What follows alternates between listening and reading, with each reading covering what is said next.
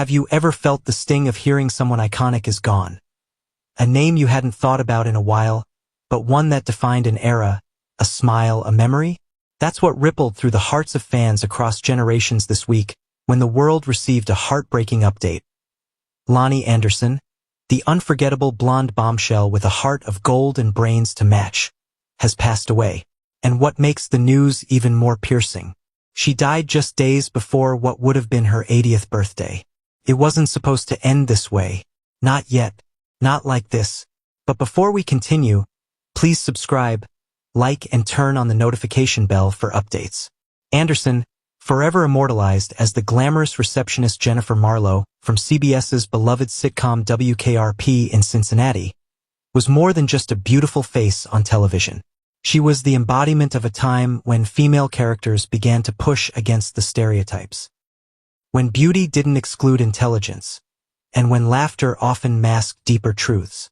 Her role changed the game, and her story, as we're about to uncover, is a mosaic of resilience, quiet triumphs, public heartbreak, and an unrelenting spirit that never faded, even as the lights dimmed on her final act. The announcement came like a quiet thunderclap. Anderson passed away in a Los Angeles hospital following what her publicist described as a prolonged illness. The statement from her family was simple yet gutting. "We are heartbroken to announce the passing of our dear wife, mother, and grandmother." For a woman whose career spanned 5 decades and whose influence radiated far beyond the confines of any soundstage, those words echoed across social media, industry circles, and living rooms alike. But this article isn't just a goodbye. It's a look back, a tribute, an unraveling of the woman behind the velvet voice and the million-watt smile. From her first steps in Hollywood to her final moments, we'll trace the laughter, the tears, the awards, the scandals, and the legacy. And yes, there is something deeply poetic in how she left us. Right before a milestone, quietly, without a media circus. But maybe that's the way she would have wanted it. Because Loni Anderson didn't need noise to leave a mark. She already had. The news of Loni Anderson's death landed like a soft but undeniable tremor across the entertainment world. It wasn't one of those viral headlines designed to shock for clicks. No, this was the kind of announcement that stopped conversations mid-sentence. People turned to one another, whispered her name in disbelief, and asked, "Did you hear what happened to Loni Anderson?" It was early afternoon in Los Angeles when the official word came. Cheryl J. Kagan, Anderson's longtime publicist and one of her most trusted professional allies, issued the brief but solemn statement. Loni Anderson passed away peacefully at a Los Angeles hospital following a prolonged illness. The release read. The message carried no fanfare, no elaboration, only facts. And yet, the weight of that simplicity hit hard. Within moments, major news outlets had picked it up, confirming what fans feared but weren't ready to believe. The woman who brought sparkle, sass, and soul to primetime television was no longer with us. Her family released their own message shortly after.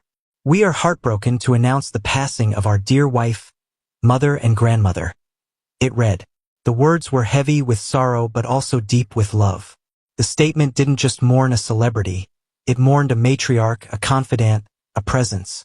For her children and grandchildren, she wasn't Jennifer Marlowe. She was just mom, just grandma.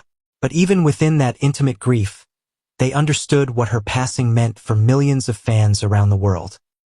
Anderson's death came shockingly close to what would have been her 80th birthday, just days shy of the milestone. She had reportedly been in and out of treatment for an undisclosed illness, though her privacy had remained largely intact in recent years. Those close to her respected her wish to keep the specifics of her condition out of the public eye. To them, she wasn't a patient. She was still the strong, funny, magnetic force they'd always known. Within an hour of the announcement, tributes began flooding in.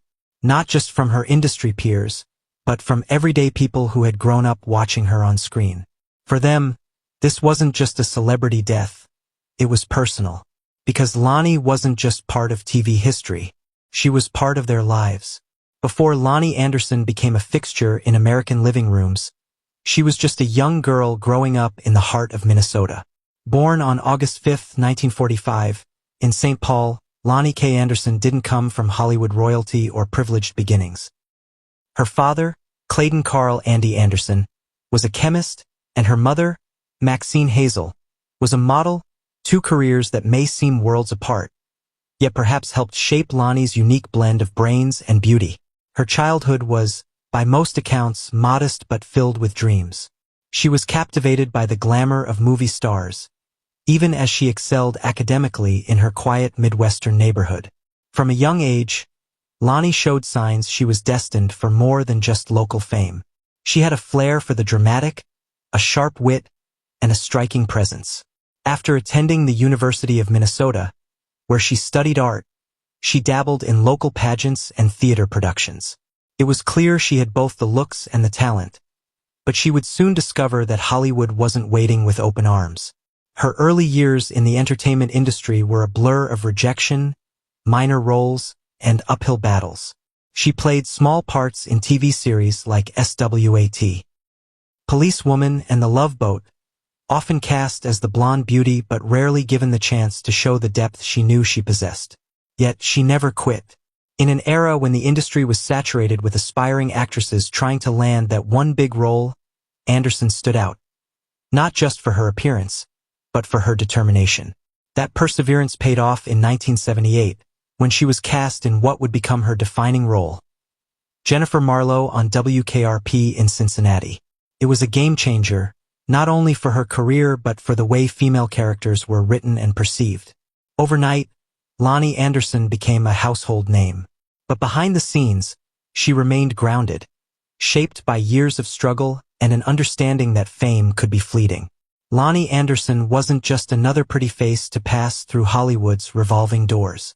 She was a survivor, a self-made success, and a woman who knew exactly who she was, even before the rest of the world caught up.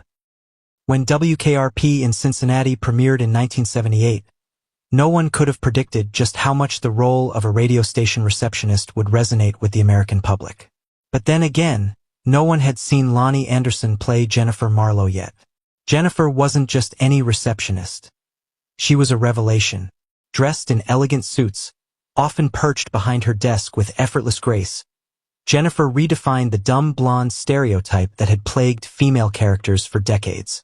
Viewers were instantly captivated, not just by her undeniable beauty, but by her intellect, wit, and refusal to let men or circumstance define her. The genius of Anderson's portrayal was how she balanced allure with sharpness, charm with boundaries. Jennifer wasn't the butt of the joke. She often delivered the punchline. Audiences took notice. So did critics. In an industry that often typecast actresses based solely on appearance, Anderson brought nuance and power to a character that could have easily been one-dimensional. Her portrayal earned her 3 Golden Globe nominations and 2 Emmy nominations, an acknowledgement not just of her charisma, but of her talent. Jennifer Marlowe was more than a role. She was a symbol, a woman in a male-dominated workplace who never compromised herself, who was always 10 steps ahead of her colleagues, and who never played by anyone else's rules. She was the kind of woman women wanted to be, and the kind of woman men knew they couldn't fool. And all of it was brought to life by Anderson's instinctive sense of comedic timing and emotional depth. Loni once said in an interview, "The smartest thing about Jennifer is that she knows everyone underestimates her, and she lets them. That's her superpower." In that one line, she captured the essence of the role and of her own career. WKRP in Cincinnati ran for 4 seasons, and during that time, Anderson became a television icon. But perhaps her greatest legacy wasn't just the laughter she inspired, or the awards she was nominated for. It was the respect she demanded for women who refused to be boxed in. Jennifer Marlowe was beautiful, yes, but thanks to Loni Anderson, she was never just that. Many actors are lucky to find one iconic role in their lifetime. Loni Anderson had hers with WKRP in Cincinnati, but unlike many who fade into the background once their signature show ends, she refused to be confined by typecasting or nostalgia. The 80s and 90s saw Anderson navigating the tricky terrain of post-sitcom fame, determined to prove that she was more than just Jennifer Marlowe. After WKRP ended in 1982, Anderson took a brief step back, only to return with renewed vigor. She starred in a string of television movies, showcasing a dramatic range that caught both critics and fans off guard. In Sizzle, 1981, she played a nightclub singer caught up in a noir-style thriller, and while the project didn't win major awards, it proved she had the chops to carry a narrative far beyond the walls of a sitcom set. She went on to star alongside Linda Carter in Partners in Crime in 1984, a short-lived detective drama that gave audiences a taste of Anderson in a grittier, more action-oriented role. Though the series was canceled after one season, it reinforced her versatility and willingness to experiment with her image.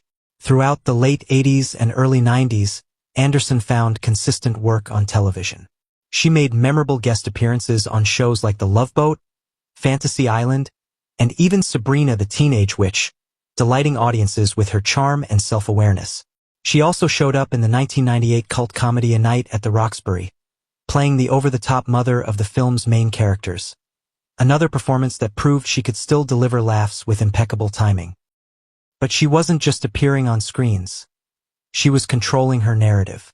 Anderson took on projects that allowed her to laugh at her own image, embrace her past, and chart a future on her own terms. In 1995, she published her memoir, My Life in High Heels, offering a candid look into her professional and personal life. The book revealed her vulnerability, her struggles with fame, and her determination to be more than just a poster on a teenage boy's wall. If WKRP made Loni Anderson famous, then the decades that followed made her enduring. Loni Anderson may have been a constant fixture on television screens, but behind the perfectly styled hair and camera-ready smile was a woman whose personal life often mirrored the drama of Hollywood itself. Her life off-screen was marked by a series of high-profile relationships, moments of deep heartbreak, and ultimately, an enduring commitment to family and personal growth. Perhaps the most publicized chapter in her personal life was her marriage to actor Burt Reynolds.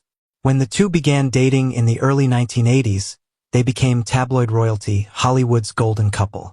With his rugged charm and her glamorous poise, they seemed like a match made in star-studded heaven. Their 1988 wedding was one of the most talked-about events in the entertainment world. But as is often the case with fairy tale unions, reality didn't match the headlines. Behind closed doors, the marriage was riddled with tension. Allegations of infidelity, financial disputes, and emotional distance began to surface. Their separation in 1993, and the explosive divorce that followed, dominated the tabloids for months. Reynolds was vocal and bitter in interviews, and Anderson, though more reserved publicly, later described the relationship as emotionally taxing. "I thought I could fix it," she wrote in her memoir. "I thought love was enough. But sometimes, love isn't a cure." Despite the public heartbreak, Anderson never let her personal struggles define her. She had adopted a son, Quentin, with Reynolds during their marriage, and her role as a mother became her grounding force. After the divorce, she focused on raising her children, rebuilding her sense of self, and choosing peace over headlines. Loni married Bob Flick, one of the original members of the folk band The Brothers Four, in 2008. It was a quiet ceremony, far from the flashbulbs of her previous wedding. Friends described the marriage as grounded and authentic, two people who understood the value of companionship after the storms had passed. Anderson's personal life, much like her career, reflected resilience. She loved deeply, hurt quietly, and moved forward without apology. She refused to let scandal eclipse her identity, and in doing so, she offered a rare example in Hollywood. A woman who learned from the chaos and chose serenity instead.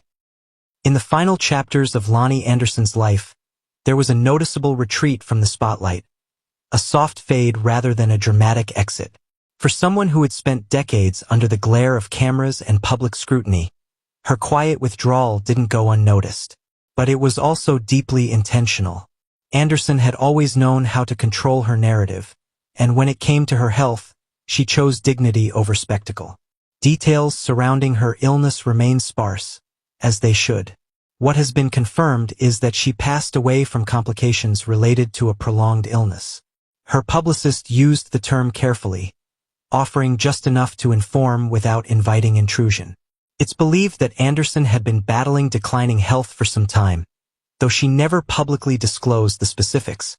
Friends say that was very much in character. Loni was proud, private, and determined to be remembered for how she lived, not how she died. Her last known public appearance was nearly a year ago at a charity gala in Beverly Hills. Attendees noted that while she appeared more frail than usual, her spirit hadn't waned. Dressed in a classic black gown, hair perfectly coiffed, she still carried that effortless aura of poise that had made her famous decades.